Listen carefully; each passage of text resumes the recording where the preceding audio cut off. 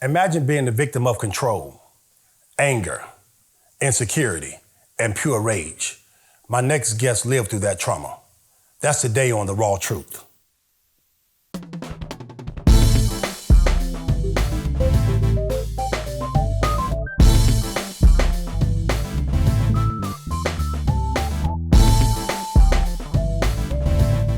Welcome back to The Raw Truth. I'm your host, LD FAISON. My guest, Shawenda Pennington, is here to tell her story.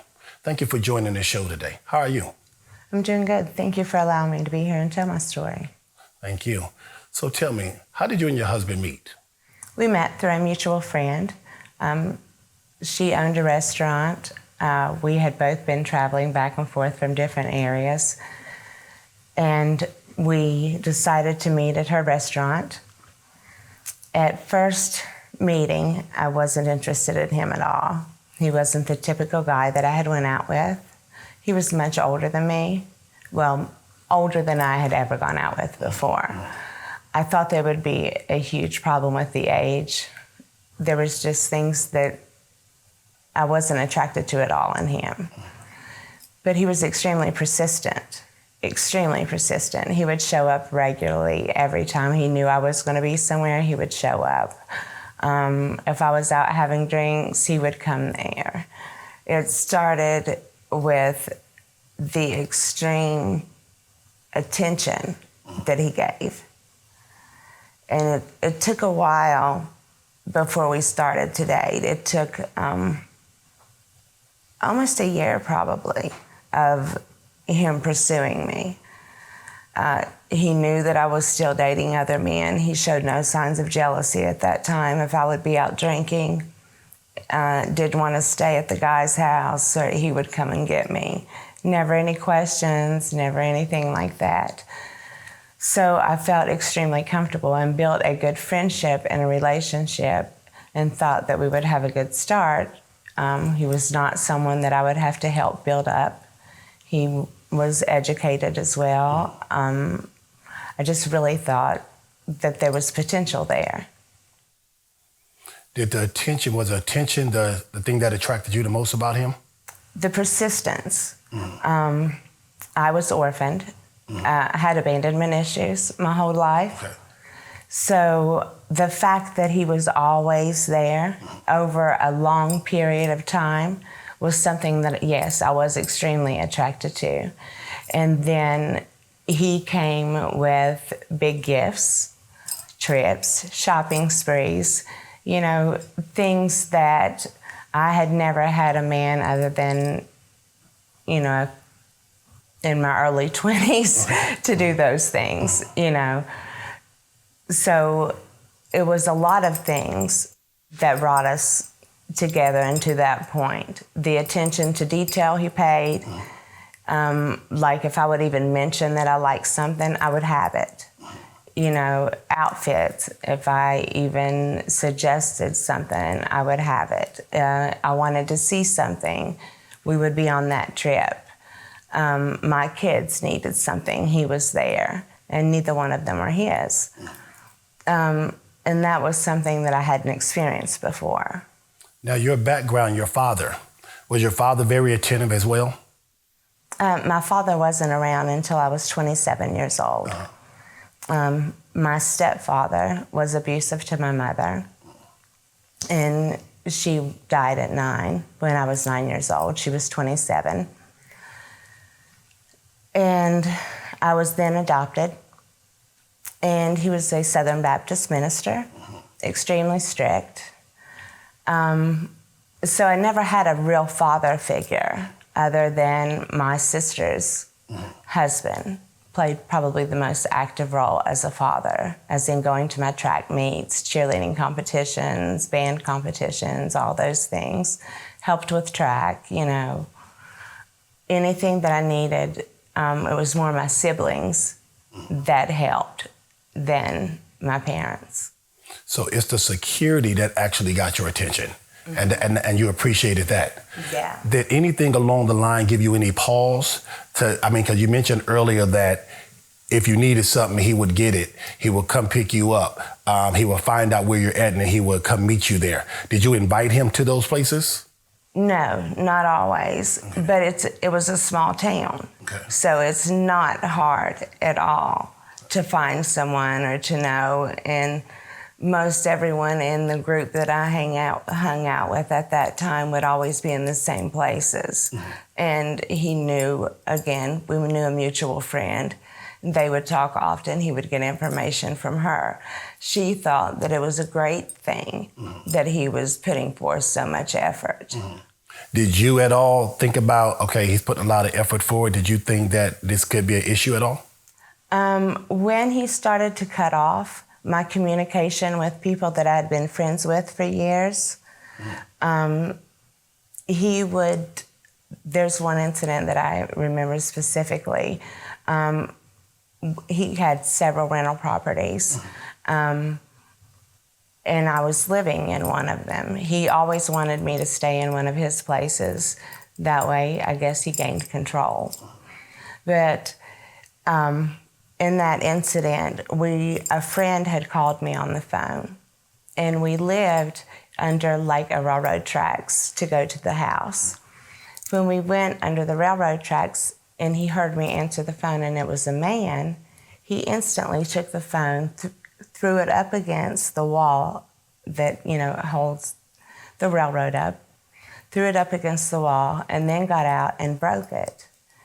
Then we went home, and he leaves the phone sitting there, turns the house phone off, and leaves for 3 or 4 days with me, no communication.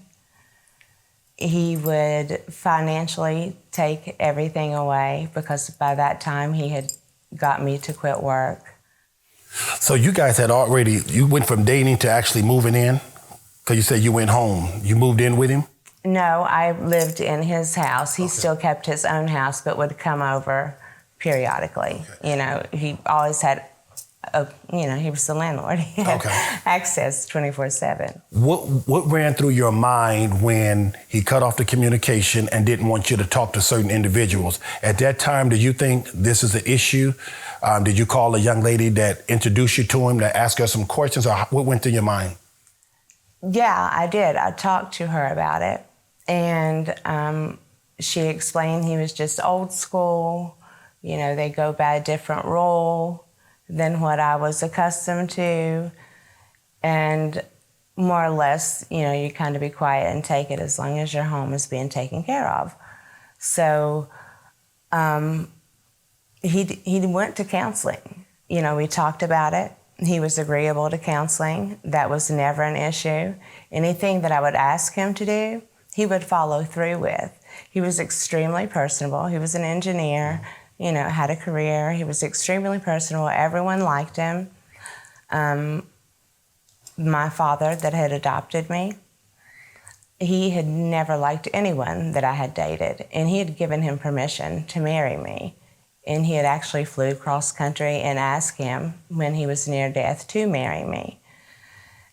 And that was huge for me, that he would take the time out and give the attention to hold someone responsible for me, to give him that respect for raising me.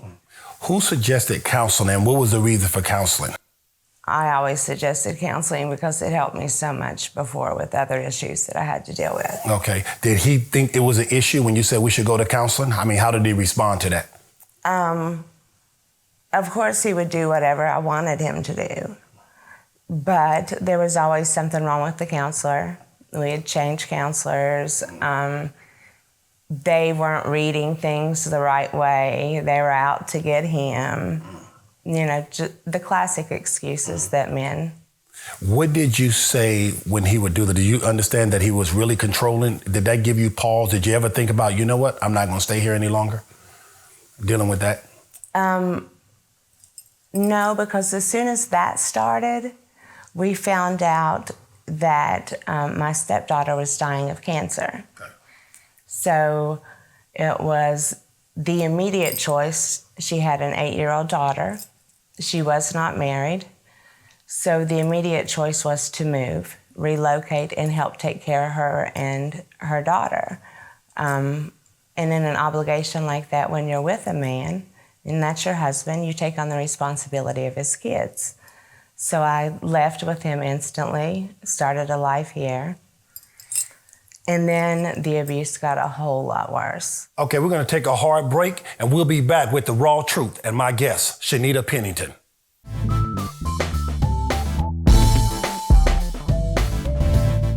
Welcome back to the raw truth. I'm here with my guest, Shawenda Pennington. Now, let's get back into this. How was this relationship with your children? He didn't have a relationship with my kids. They weren't there all the time. They were at school and doing other activities, so he didn't have much of a relationship with them other than to send them money or see them on holidays, things like that. And he put on a really good show for them. They loved him in the beginning, loved him. Did he shower them with gifts as well? Yeah. Okay. Yeah, paid tuition, helped with cars, just anything that, you know, a kid would mention that they want. That was his way of enticing and buying love.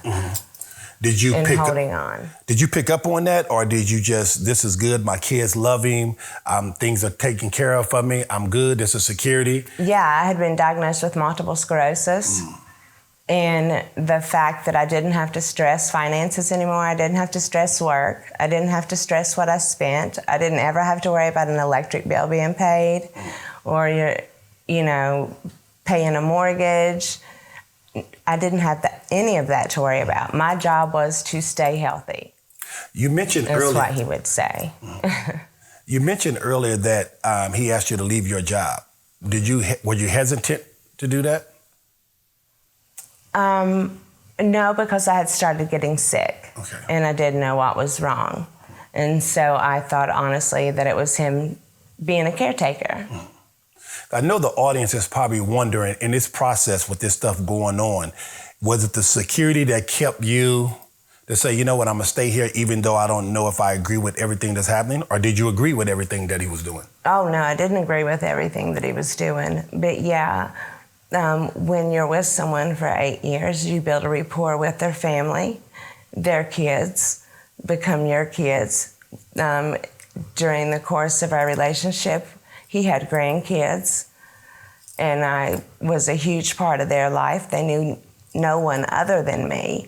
So there was a lot more to walking away than just, these behaviors. And he would continuously go get help, do, any classes that were demanded of him, the homework that the counselors would give, he would do, go to church, he would do, pray with me, he would do, So when this was going on, when he goes to counseling, did the counselor recommend anything about this behavior, or was it hidden? The last counselor that we got, she noticed a lot of things.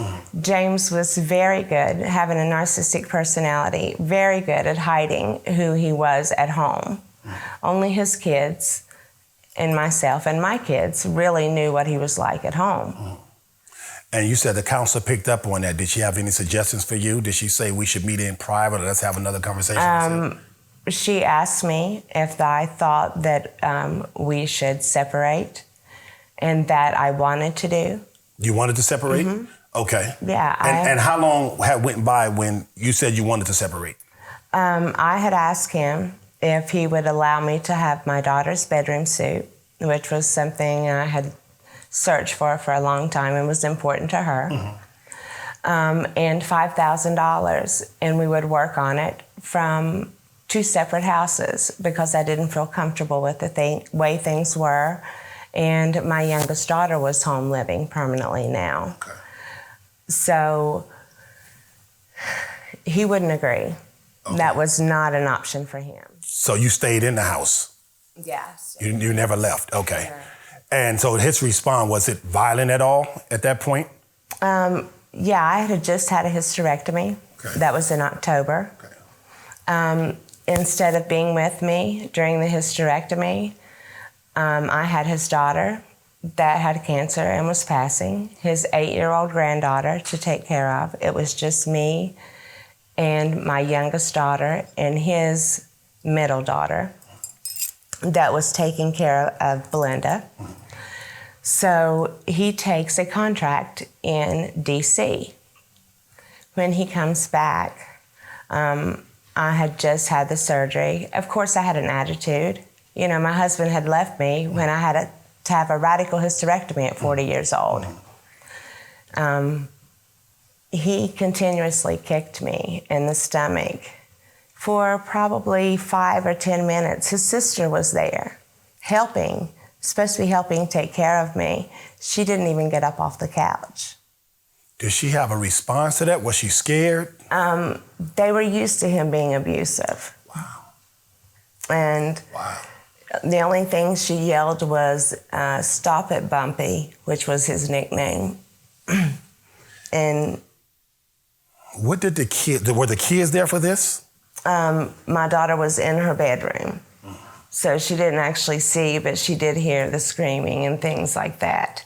And at that time she came out, that's when he had gotten physical with her. That was the first time. So he hit your daughter? No, he didn't hit her. He threw her down. We had like an L-shaped leather sectional, and part of it was a chase lounge. So he had hit me and knocked me into the floor. My daughter, as a response, jumped on his back.